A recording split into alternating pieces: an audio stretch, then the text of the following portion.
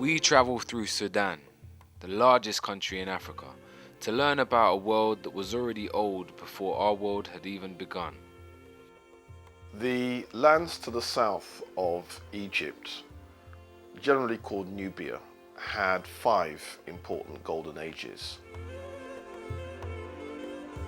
The first golden age, which was called Tarseti, some people call that, in translation, the land of the bow.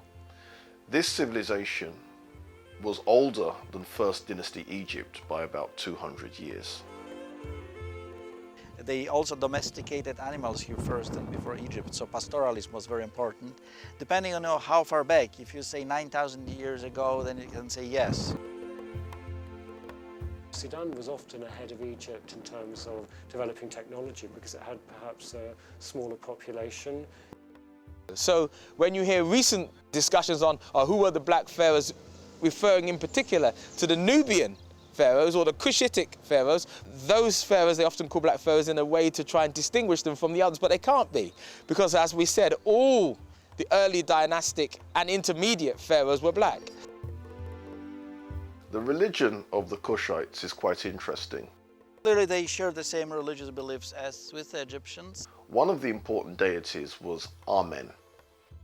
They all worshipped god Amun, who was the same god as in Egypt, the state god of the pharaohs, whose main temple was in fact in Napata.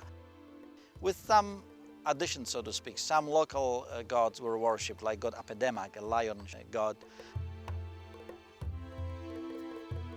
I'm here at Naga, at one of the Kushites' most well-preserved sites here today in Sudan.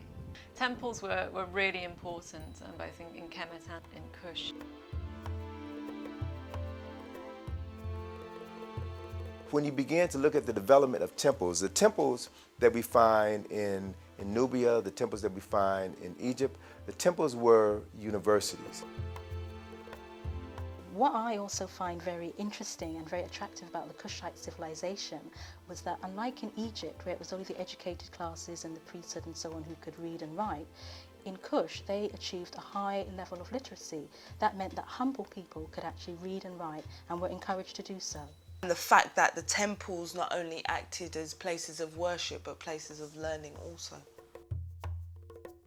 One of the great things about the Sudanese Meroitic Kingdom, they're one of these kingdoms that keep the Romans out. It's one of the kingdoms that the Roman Empire tried to conquer and failed to conquer.